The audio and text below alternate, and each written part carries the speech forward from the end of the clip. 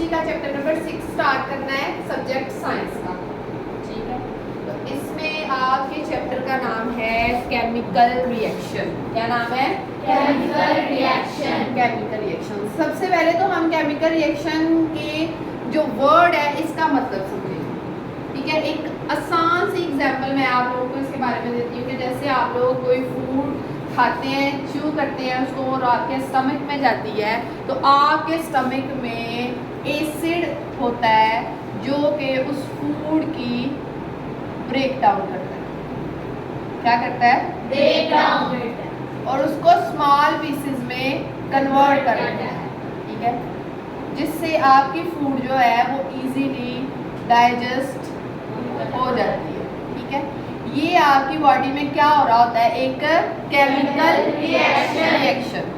उसी तरह आप लोग अगर ऑक्सीजन जो है वो गेट करते हैं एनवायरनमेंट से, ठीक है, और उसके अकॉर्डिंगली अपनी बॉडी से कार्बन डाइऑक्साइड जो है वो रिमूव करते हैं। ये आपके सारे लंग्स का, एल्वेओलर डक्ट का, ये सारे रेस्पिरेटरी ट्रैक्ट का एक रिएक्शन हो रहा है। एक एक्शन है जिसके नतीजे में आपकी बॉडी इनहेल करती है ऑक्सीजन को, और उसके रिएक्शन में आप कार्बन डाइऑक्साइड जो है वो एक्सहेल कर देते हैं अपनी बॉडी से।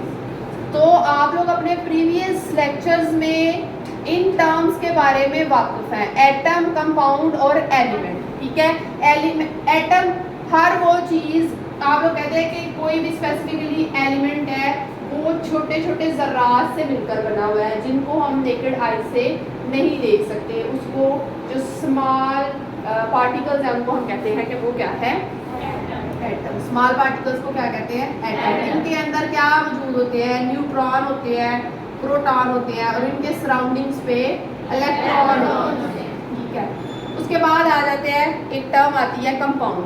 तो हम कहते हैं जो एलिमेंट है, हाइड्रोजन, ऑक्सीजन, कार्बन, सल्फर या फास्फोरस, ये सारे के सारे एलिमेंट हैं और ये मिलकर क्या बनाते हैं? कंपाउंड। ठीक है, अब एक ये अगर हम एलिमेंट की डेफिनेशन करें तो हम कहते हैं 2 or more element are combinedly called compound.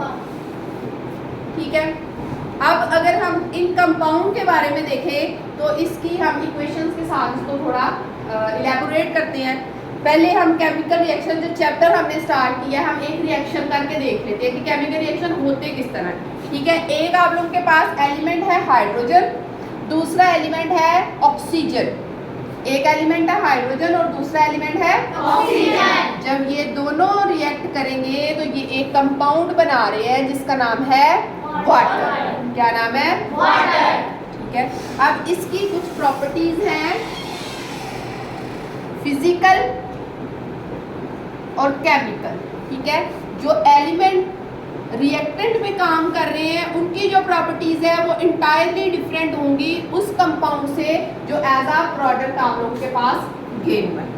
Clear है ये बात? यहाँ पर अभी मैंने आपको बताया कि जो एलिमेंट हैं उनकी फिजिकल प्रॉपर्टीज और केमिकल प्रॉपर्टीज जो है वो एक दूसरे से खासी डिफरेंट होती हैं। जैसे कि हम एक वाटर को लेते हैं एज अ कंपाउंड, उसका हम कहते हैं कि इसमें 2 हाइड्रोजन है और एक ऑक्सीजन है। ये अगर दो, मतलब जिस तरह हम किसी चीज़ की क्वांटिटी बता रहे हैं, ठीक है, मैं कहती हूँ 30 स्टूडेंट इस क्लास में प्रेजेंट है, तो ये 30 मीन्स के ये इनकी कंपोजिशन है, एक क्लास 30 स्टूडेंट से मिलकर बनी हुई है। इसी तरह वाटर में अगर 2 हाइड्रोजन और एक ऑक्सीजन है तो इट मीन्स के ये इसकी क्या है?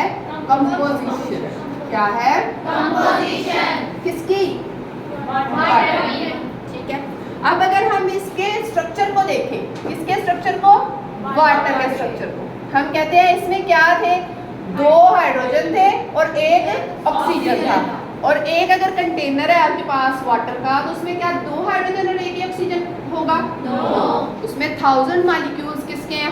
वाटर के। तो अगर 1000 मॉलिक्यूल वाटर के हैं तो उसी हिसाब से उसमें हाइड्रोजन भी प्रेजेंट होंगे और ऑक्सीजन भी प्रेजेंट होंगे। जो ऑलरेडी इनमें फॉर्म्ड बॉन्ड होता है उसका क्या नाम होता है? Chemical bond. और केमिकल बॉन्ड का एक और नाम होता है, उसका क्या नाम है? Covalent bond. ठीक है, अब ये देखें, ये जो रेड के साथ मैंने शो किया है ना, ये है केमिकल बॉन्ड।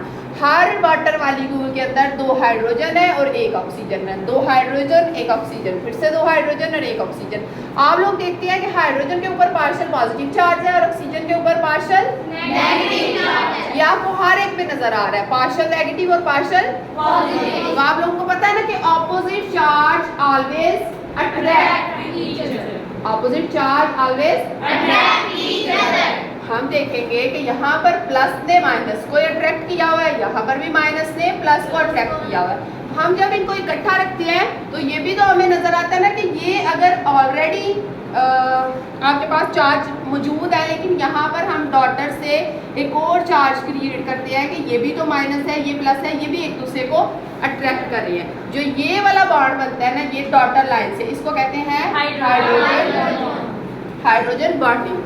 तो जो केमिकल बॉन्ड होता है ये स्ट्रॉन्गर होता है और जो हाइड्रोजन बॉन्ड होता है ये क्या होता है, वीकर। ये इजीली ब्रेकेबल होता है, इजीली ब्रेकेबल। यानी कब ब्रेकेबल होता है, जब आप इसको हीट देते हैं 100 डिग्री सेल्सियस पर जब वाटर उबलना शुरू कर देता है तो ये जो ऑक्सीजन और हाइड्रोजन के मॉलिक्यूल्स हैं ये क्या कर जाते हैं, एक दूसरे के साथ ब्रेक कर जाते हैं, स्टीम बन के गैस बन के उठ जाते हैं। ठीक है, उस जो आपके पास कंटेनर होता है उसमें पानी मौजूद नहीं रहता।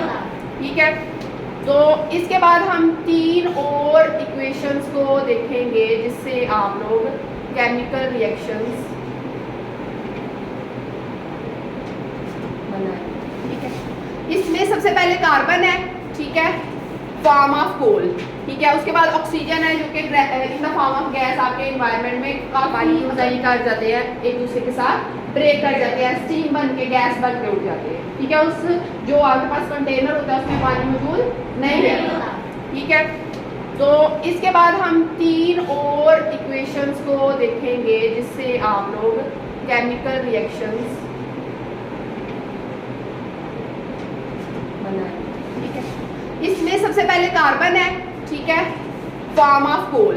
ठीक है, उसके बाद ऑक्सीजन है जो कि in the form of gas आपके एनवायरनमेंट में काफी अबंडेंट फॉर्म में प्रेजेंट होती है। ये दोनों मिलके क्या बना रहे हैं, carbon dioxide gas, carbon dioxide gas. इसके बाद आपके पास मीथेन गैस है। आप लोग देखते हैं जहां पर ज्यादा गोबर पड़ा होता है या जहां पर ज्यादा देर का जो पानी है वो खड़ा होता है, जिस तरह के ये ट्यूबवेल है, उनके आगे जो होज बने होते हैं, तो आप अगर उनके पास से गुजरे तो वहां पर बबल की फॉर्म में गैस नजर आती है उस पानी के अंदर। वो बच्चे मीथेन गैस होती है जिसकी पंजेंट स्मेल होती है। वो मीथेन गैस जब ऑक्सीजन के साथ रिएक्ट करती है तो कार्बन डाइऑक्साइड और वाटर बनाती है।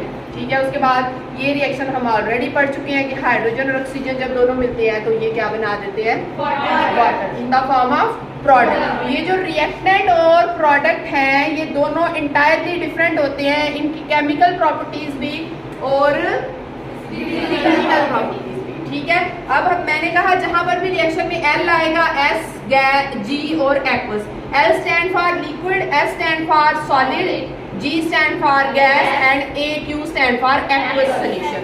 ठीक है, अब जहाँ पर सॉलिड लिक्विड की बात की है तो हम कहेंगे जो सॉलिड है ना वो उसके मॉलिक्यूल्स जो है वो कंडेंसली पैक्ड होंगे, एक दूसरे के साथ जॉइंट होंगे, उनके अंदर कोई थोड़ा जैसे आइस है, बर्फ है, ठीक है, या ये टेबल है या ये वॉल है, ये सारे मॉलिक्यूल्स एक दूसरे के साथ कंडेंस पैक्ड होते हैं और अपनी जगह से मूव नहीं करते। ठीक है, इसकी फॉर्म मिसाल आप देते हैं बर्फ की, आइस की। दूसरे नंबर पे आपके पास लिक्विड है, इसमें भी जो मॉलिक्यूल्स होते हैं ये क्लोजर होते हैं लेकिन सॉलिड से लेस कम होते हैं उससे क्लोजर। ठीक है, और ये अपनी ही जगह पे वाइब्रेट करते हैं लेकिन अपनी जगह से एक जगह से दूसरी जगह मूव नहीं करते। थर्डली आपके पास है गैस। गैस अगर आपके पास जितना मर्जी बड़ा सिलेंडर है तो जितनी जगह, जैसे परफ्यूम है तो एक कॉर्नर पे आप करते हैं तो पूरे के पूरे रूम में वो फैल जाते हैं। इसी तरह गैस है तो 6 किलो का कंटेनर है तो 1 किलो भी भरवाएंगे तो वो पूरे के पूरे कंटेनर को ऑक्यूपाई कर लेंगे। ठीक है, तो इसका फिक्स्ड वॉल्यूम होता है और फिक्स्ड शेप होती है।